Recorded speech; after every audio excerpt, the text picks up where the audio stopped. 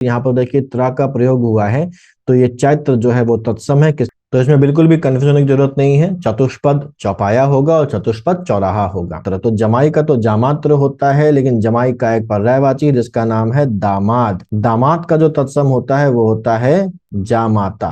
तो वैसे तो जो सबसे प्रमाणिक किताब है वो तो वासुदेव नंदन शास्त्री की है, जिसमें ज्योत्सना है और जो व्याकरण है वो भी ज्योत्सना को ही सही मानते हैं। लेकिन हमारे आयोग के एग्जाम में, आरओ के ही एग्जाम में ये सवाल आया था कि ज्योत्सना की सही वर्तनी क्या है, तो आयोग ने ये वाली वर्तनी को सही माना है। तो ध्यान रखिएगा कि पर्यायवाची तत्सम नहीं होता है। तत्सम वो शब्द होता है जिससे शब्द की जो तद्भव है उसकी उत्पत्ति हुई है।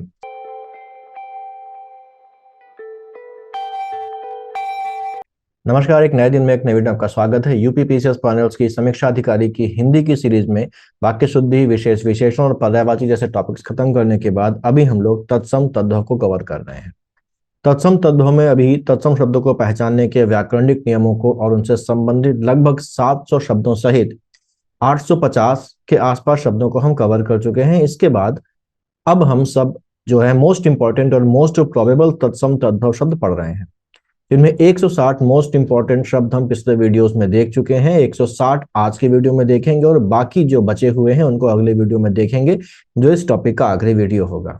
तो जैसा कि पिछले वीडियो में ही मैंने बताया था कि इस टॉपिक को रटने की जगह समझने और रिलेट कर तैयार करने की कोशिश की जानी चाहिए, तो मुझे उम्मीद है कि आप वैसा ही कर रहे होंगे। अब आज के और अगले आखिरी वीडियो के बाद हम लगभग 1000 से ज्यादा शब्द कवर कर चुके होंगे और मैं अपने अनुभव से कह सकता हूं कि इतना कर लेने के बाद शायद ही कोई प्रश्न एग्जाम में आपसे छूटेगा।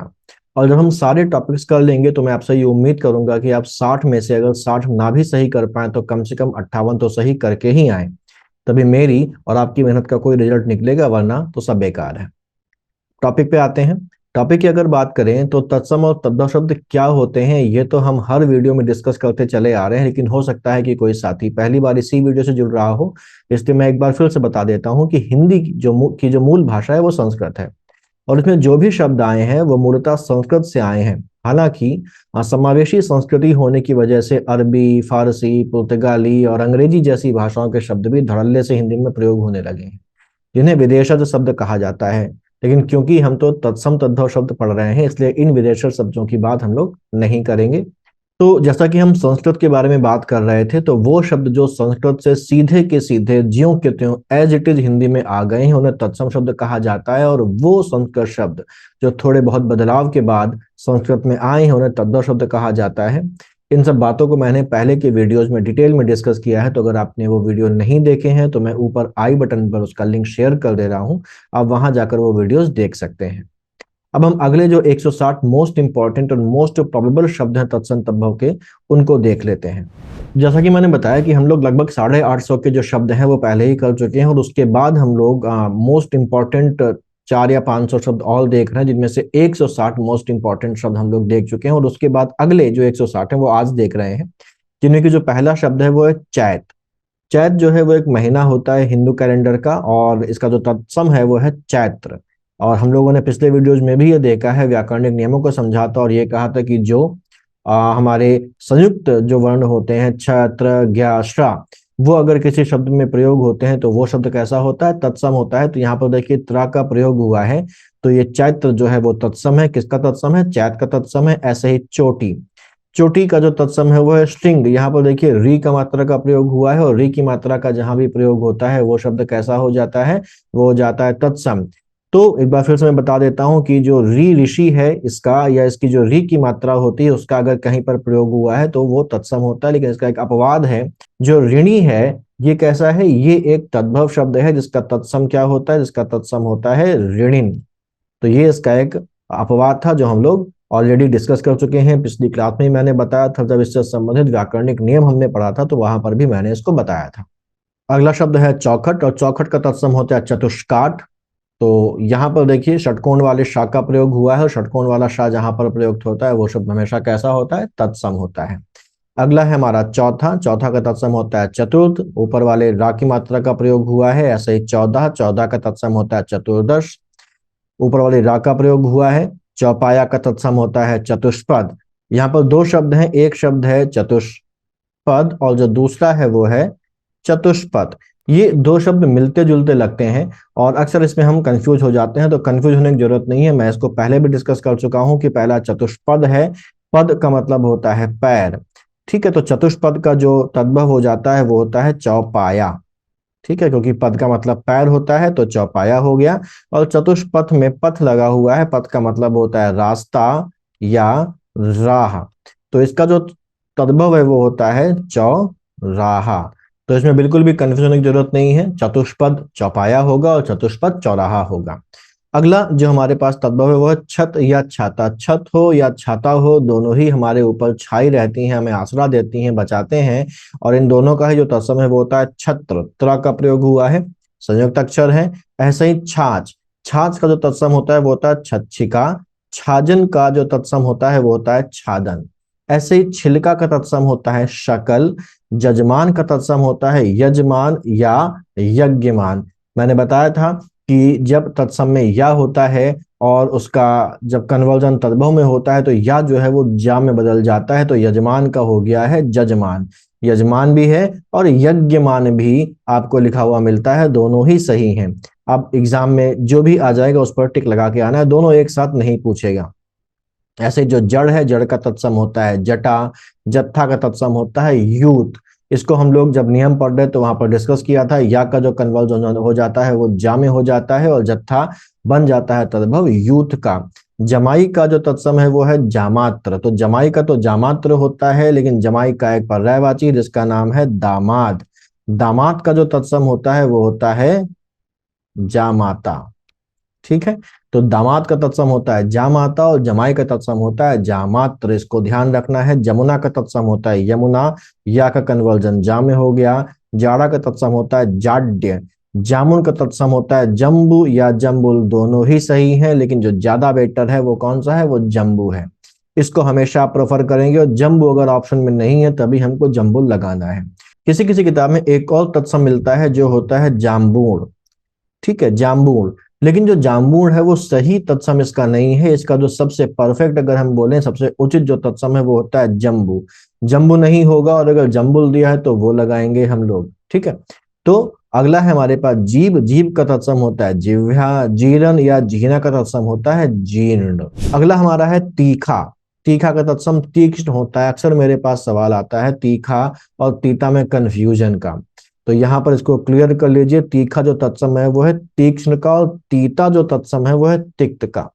ठीक है, तीक्ष्ण का तद्भव होता है तीखा और तिक्त का तत्सम तद्भव होता है तीता। इसमें कंफ्यूज नहीं होना है आगे से। तीन का होता है त्रीणी, छोटी की मात्रा है। तीरथ का तत्सम होता है तीर्थ। तुरंत या तुरंत का तत्सम होता है त्वरित। तेल का तत्सम होता है तैल, यहाँ पर ए की मात्रा है और यहाँ पर ए की मात्रा है। तेवर का तत्सम होता है त्रिकुटी। तोंद का होता है तुंद। त्योहार का तत्सम है तिथिवार। ऐसे ही थाल का तत्सम होता है स्थाल, और थाली का तत्सम होता है स्थाली। थोड़ा का तत्सम है स्तोक। आधे वर्णों का प्रयोग हो रहा है, और हम लोगों ने एक नियम ये भी देखा था कि जहां पर आधे वर्णों का प्रयोग होता है वो सब सामान्यता कैसे होते हैं, तत्सम होते हैं। लेकिन ये यूनिवर्सल जो ट्रुथ नहीं था, हम लोगों ने इसके कुछ अपवाद भी देखे थे।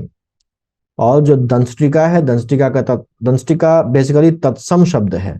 ये उल्टा लिख गया है, इसको ध्यान रखिएगा। और इसका जो तद्भव होता है वो होता है दाढ़ी।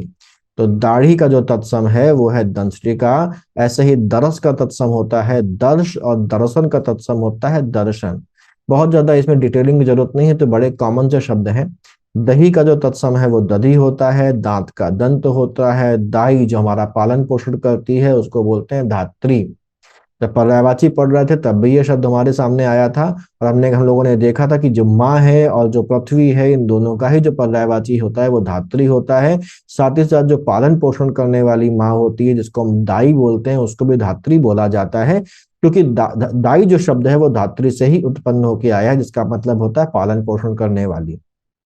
दाक, दाक का मतलब अंगूर होता है, और दाक का तत्सम है द्राक्षा।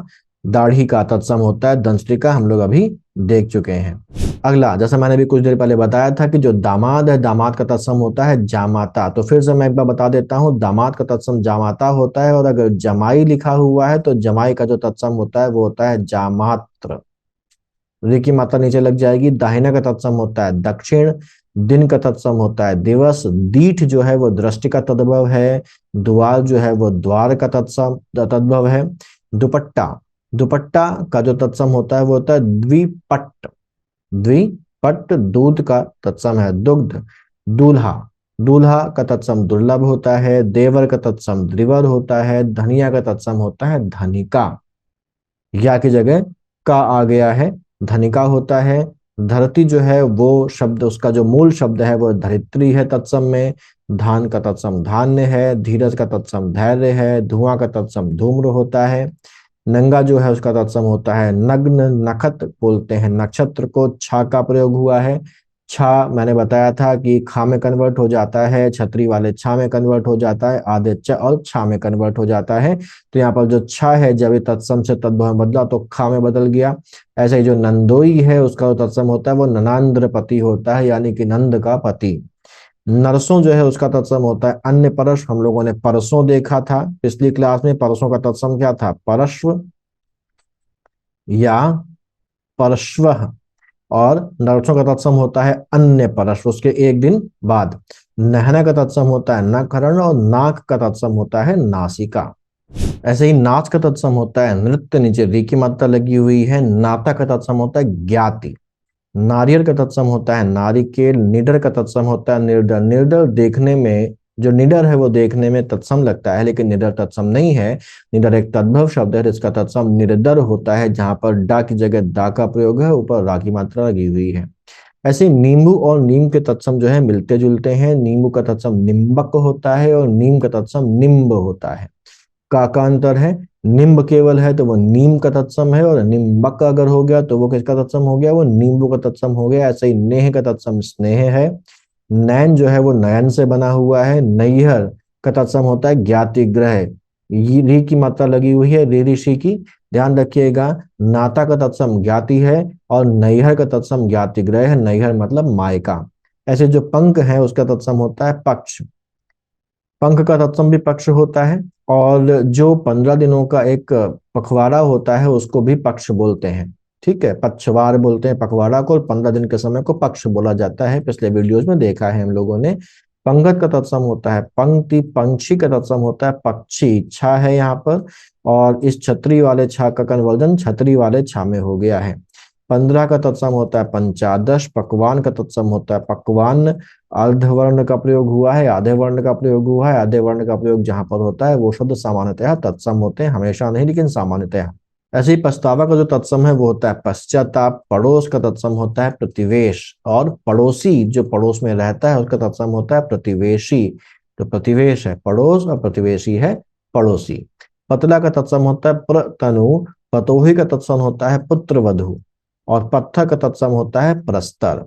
पंसारी का तत्सम पण्यशालिक होता है, आधेड़ा का प्रयोग हुआ है। पनही का तत्सम होता है उपान्न है। पन्ना का तत्सम होता है पर्ण। परख का तत्सम होता है परीक्षा, आधा छा का प्रयोग हुआ है क्षत्रिय वाले। और परगट का तत्सम होता है प्रकट। परछाई का तत्सम प्रतिच्छाया है। परमारथ का तत्सम परमार्थ होता है। परस का तत्सम होता है स्पर्श। परसों का तत्सम परश्व या परश्वा होता है, अभी कुछ देर पहले हम लोगों ने बात की थी। ऐसे परिव्यय का तत्सम होता है प्रतिपदा। परख का तत्सम भी परीक्षा होता है, और परीक्षा का तत्सम भी परीक्षा होता है। ऐसे ही पलंग का तत्सम होता है पर्यंक, बहुत ज्यादा पूछा जाने वाला ये शब्द है एग्जाम में। ऐसे ही पल्लव का तत्सम होता है पल्लव। पसीनों को बोलते हैं प्रस्वेद, पसीने को प्रस्वेद बोलते हैं। किसी किसी किताब में प्रस्वेदन भी लिखा हुआ है, वो गलत है। प्रस्वेद पसीना होता है, प्रस्वेदन होता है पसीना निकलना, ठीक। तो इसको ध्यान रखिएगा। पहचान का तत्सम होता है प्रत्यभिज्ञान। पांव को बोलते हैं पाद तत्सम। पाख, जैसा मैंने भी बताया था कि जो पक्ष है वो पंख का भी है, और जो 15 दिन का एक समय होता है उसको भी पक्ष बोलते हैं। तो ये 15 दिन के समय वाला है तो पक्ष है। और अभी कुछ देर पहले तांबूलिक शब्द आया था, तो मैंने कहा था तांबूलिक कौन है, जो पान लगाता है, यानी कि पनवाड़ी, क्योंकि तांबूल जो है वो पान का तत्सम होता है। तो पान का जो तत्सम है वो है तांबूल, और पान का ही एक तत्सम पर्ण भी होता है। वैसे तांबूल जो है वो पान का तत्सम नहीं है, पर्यायवाची है, लेकिन फिर भी हमारा आयोग इसको तत्सम के रूप में हमसे अक्सर पूछ लेता है। और ऐसे ही पास का जो तत्सम होता है वो होता है पार्श्व, पास का तत्सम होता है पार्श्व। तो जैसे हम लोगों ने देखा था, पत्थर का तत्सम प्रस्तर था, वैसे ही जो पाहन है, पाहन भी पत्थर का ही पर्यायवाची होता है, लेकिन इसका जो तत्सम होता है वो होता है पाषाण, यानी कि पाहन शब्द की जो उत्पत्ति हुई है वो पाषाण शब्द से हुई है। पिटारा का तत्सम पिटक होता है। पिया का तत्सम प्रिय होता है। पीठ का तत्सम होता है पृष्ठ। पीपल का तत्सम पिप्पल होता है। पुआ का तत्सम पूपक होता है। पुजारी का जो तत्सम है वो पूजाकारी है। पुतली का तत्सम पुत्तलिका है। पुराना का तत्सम पुराण है। पुरुषार्थ का तत्सम पुरुषार्थ है। ऊपर रा लगा हुआ है और साथ साथ षटकोण वाला शा का प्रयोग हुआ है। पूंज का तत्सम पुंज है। देखिए पूंज में अनुनासिक, या अगर हम बोले कि जो चंद्र बिंदु है उसका प्रयोग हुआ, और जहां भी चंद्र बिंदु का प्रयोग होता है वो जो शब्द है वो 99% क्या होता है, तद्भव होता है। ऐसे पैर और पांव जो तद्भव शब्द है इनका तत्सम पाद होता है। पोखर का मैंने कुछ देर पहले बताया था पुष्कर होता है। पोथी जो है वह पुस्तक का तद्भव है। फांसी जो है वो पाशिका का तत्सम है, तद्भव है। फागुन जो महीना होता है वो फाल्गुन का तद्भव होता है। ऐसे फिटकरी का जो तत्सम है वो स्फटिक है। फूल का जो तत्सम है वो पुष्प है। बंदर का तत्सम वानर है। और वंश का तत्सम होता है वंश। आगे बगुला, बगुला का तत्सम वक होता है। बच्चा का तत्सम वत्स होता है, तो बच्चा का तत्सम भी वत्स होता है। और जो बछड़ा है, बछड़ा का तत्सम भी क्या होता है, वत्स होता है। तो गाय का बछड़ा है उसे भी वत्स बोलते हैं, और जो बच्चा है उसको भी वत्स बोलते हैं। बड़ा का जो तत्सम होता है वह वरिष्ठ होता है। ध्यान रखिए बड़ा का तत्सम वरिष्ठ होता है। और जेठ का तत्सम ज्येष्ठ होता है। बत्ती का तत्सम वर्तिका होता है। वरिष्ठ का तत्सम वरिष्ठ होता है। तो बड़ा और वरिष्ठ दोनों का ही तत्सम वरिष्ठ है। वरिष्ठ का तो हम लोग समझ जाएंगे, लेकिन बड़ा का तत्सम भी वरिष्ठ होता है। बहन का तत्सम भगिनी होता है। और बहन के पति यानी कि बहनों का तत्सम होता है भगिनी पति। बहरा का तत्सम बधिर होता है। बहुलना का तत्सम व्याकुट होता है। थोड़ा ज्यादा अंतर है, ध्यान रखेंगे तो ये याद रहेगा और एग्जाम में इस पर गलती नहीं करेंगे आप, कि बहुलना का तत्सम व्याकुट होता है। बांका मतलब होता है टेढ़ा, और इसका जो तत्सम होता है वो होता है वक्र। बांझ का तत्सम होता है वंध्या। कहीं कहीं किताबों में वा की जगह बा लिखा मिलता है, लेकिन जो शुद्धतम है वो होता है वंध्या वा। आ का प्रयोग होता है और वा जो है वो बा में कन्वर्ट हो जाता है। ऐसे ही बांस का तत्सम वंश होता है। जो बंश है उसका तत्सम भी वंश है, और जो बांस है उसका तत्सम भी वंश होता है। बाघ का तत्सम होता है व्याघ्र। बाड़ी का तत्सम होता है वाटिका। बारह का तत्सम होता है द्वादश। बारात का तत्सम होता है वरयात्रा। बाहर का तत्सम होता है वाह्य। और बिगाड़ का तत्सम होता है विकार। बेंत का जो तत्सम है वो वेत्र है, त्रा का प्रयोग हुआ है। और बैन जो है वो वचन का तत्सम है, इसको ध्यान रखिएगा, बैन वचन का तत्सम होता है। तो ये आज के 160 सबसे जरूरी तत्सम तद्भव शब्द थे। आप इन्हें अच्छे से लिख लिख कर तैयार करें, और साथ में इस टॉपिक के प्रीवियस और क्वेश्चंस भी सॉल्व करते चलें। किसी भी पब्लिकेशन के आप ले सकते हैं, प्रीवियस और क्वेश्चन साथ में सॉल्व करते चलिए। अगर आप इतना कर लेंगे तो ये मेरा अश्योरेंस है कि आप एग्जाम जरूर क्लियर कर पाएंगे। तो इसके बाद जो अगला वीडियो होगा वो तत्सम का एक अंतिम वीडियो होगा।